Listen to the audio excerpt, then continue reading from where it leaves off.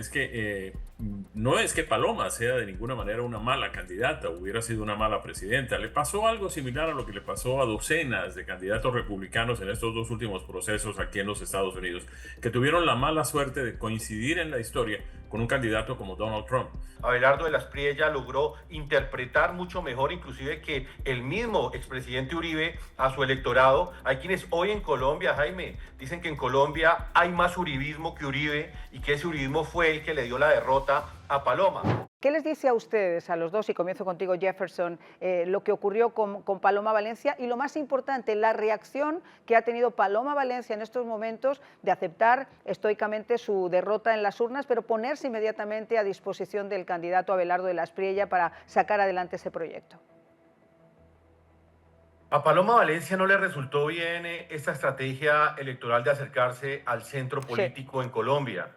En algún momento se habló de la posibilidad de que ese acercamiento, por lo menos al tener al candidato Oviedo como vicepresidente, le iba a permitir ampliar esa votación que tuvo en las consultas internas, en la cual Paloma Valencia tuvo cerca de 3 millones de votos. Ella aspiraba a tener por lo menos 5 o 6 millones de votos en esta contienda electoral, no lo logró.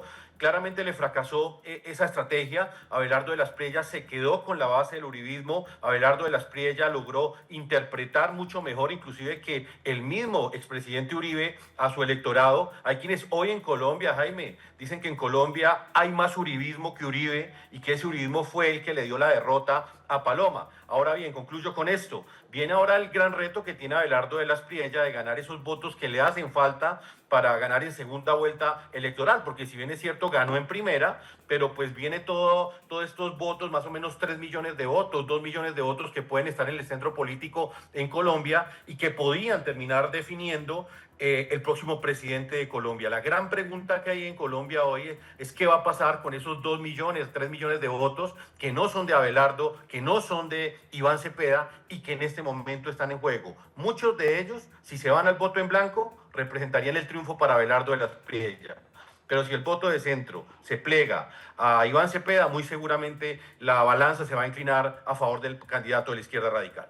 Fíjate, yo veía ayer, Jaime, yo pensaba cuál puede haber sido lo que ha ocurrido con esta campaña de Paloma, que no es por ser fatalista, pero yo les puedo garantizar, ya veníamos diciendo semanas acá, que estaba perdiendo adeptos y creo que la elección de Oviedo fue uno de esos factores, porque la línea dura del Centro Democrático quizá no iba a casarse con el intento por parte de la campaña de atraer esos votos más de centro. Pero yo creo que hubo tres factores. Uno, un voto vergonzante de mucha gente que se casaba más con ese proyecto aún más sólido en materia de seguridad, materia de migración que representaba de la Espriella y por tanto decidieron quizá en esa primera vuelta no arriesgar un voto a la segunda y de una ir con el candidato que más estaba despuntando ya en los últimos días en las encuestas, que era de la Espriella. Y después yo creo que hubo esos errores estratégicos por parte de la campaña que terminaron pasando factura. ¿Cómo lo ves tú? A ver, María, yo creo que una de las lecciones que tenemos que aprender es que los votos en Colombia ya no están amarrados como estuvieron hasta hace muy poco tiempo. Es decir, vimos, y yo tengo contacto personal con personas que estuvieron acompañando al presidente Uribe a lo largo de toda su carrera y me mandaron un mensaje, Jaime, y yo lo lamento mucho, el presidente lo quiero, es el mejor presidente que hemos tenido, lo voy a querer por siempre, pero esta vez me lo voy a tener que salir porque no voy a poder votar por su candidata. A ver, hay algo interesante también y es que no es que Paloma sea de ninguna manera una mala candidata, hubiera sido una mala presidenta. Le pasó algo similar a lo que le pasó a docenas de candidatos republicanos en estos dos últimos procesos aquí en los Estados Unidos, que tuvieron la mala suerte de coincidir en la historia con un candidato como Donald Trump. Sí, yo no creo que Marco Rubio o cualquiera de los otros candidatos republicanos sea un mal candidato, hubiera sido un mal presidente, todo lo contrario. Lo que pasa es que enfrentar a un fenómeno como Donald Trump en los Estados Unidos o como en este caso Abelardo de la Espriella en Colombia es muy difícil. La popularidad de Abelardo, los temas de marketing que logró, el identificarse con una figura fácil de recordar como el tigre, en fin, toda una serie de cosas que supo aprovechar muy bien le permitieron llegar a ese resultado. Y otra cosa que también aprendimos es que el vicepresidente puede ser irrelevante a la hora de ejercer el cargo, pero a la hora de llamar votos para el presidente, el candidato presidencial, en este caso nos demostró que fue un verdadero desastre. Oiga, yo quiero hablar un poquito sobre, fíjate, leí ayer unas declaraciones yo estuve siguiendo durante toda la jornada, como ustedes, lo que estaba pasando, y había unas declaraciones del hijo de María Fernanda Cabal, que era otra de las grandes candidatas del Centro Democrático. Y él dijo que esto apenas comenzaba y que esto era prácticamente la venganza por la traición a la mamá. ¿Cómo ven ustedes esa parte de María Fernanda Cabal? Y sobre todo de cara a esta segunda vuelta, porque muchos sí consideran también que fue una especie de golpe en la mesa de traición a María Fernanda, cuando ella también podía haber sido una de las candidatas que hubieran competido de tú a tú con Paloma Valencia. Jefferson.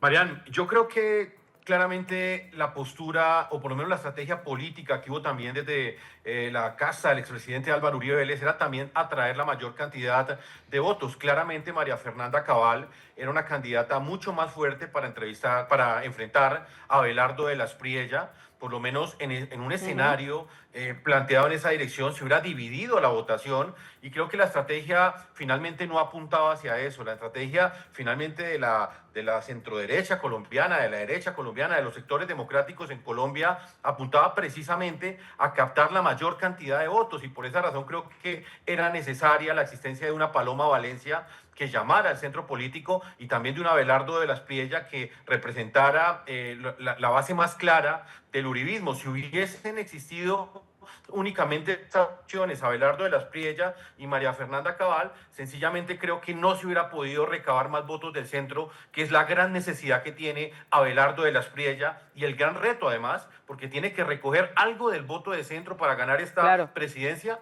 pero sin renunciar a sus ideales, porque ya el caso Paloma le mostró que renunciar a la base, renunciar a los principios del uribismo trae consecuencias, y muy fuertes. Fíjense, les voy a leer porque tengo aquí, si me permiten un segundito, lo saqué simplemente para comentarlo. El hijo de María Fernanda dice, los frutos de la senadora, dice, los frutos del árbol envenenado desconocieron a las bases, robaron a María Fernanda y pretendieron imponer una agenda ajena a los principios del partido.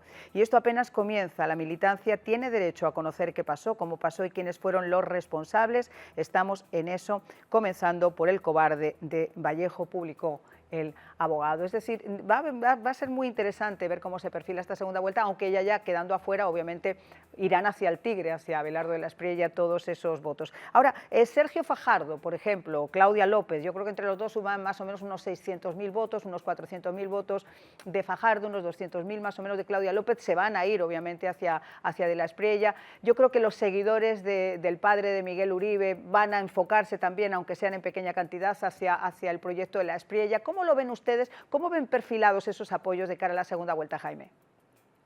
A ver, Marian, como siempre ocurre, ¿no? Pues hay una negociación, no sé, en este caso particular de estos candidatos que acabas de mencionar, cuál sería su posición, pero lo que ocurre generalmente en estos procesos en Colombia es que pues ciertos candidatos están dispuestos a ceder sus votos a cambio de una participación burocrática o de algún tipo de pues, aceptación de la campaña ganadora de alguna de sus ideas, en fin, todo ese tipo de cosas. De manera que con toda seguridad habrá este tipo de negociaciones funcionando. El candidato Abelardo de las Priella sabe que necesita cada voto para poder ganar las elecciones del 21 de junio, porque además, también lo sabemos, el petrismo y la izquierda van a hacer todo lo que tengan a su alcance para ganar, para bien o para mal, las elecciones del 21 de junio, de manera que pues hay que estar muy pendientes de todo eso. Yo creo que lo que el país espera y lo que el país necesita es que todos estos candidatos que no pasaron a la segunda vuelta cedan sus votos a cambio de nada, a cambio del país, a cambio de lo que nos interesa a todos,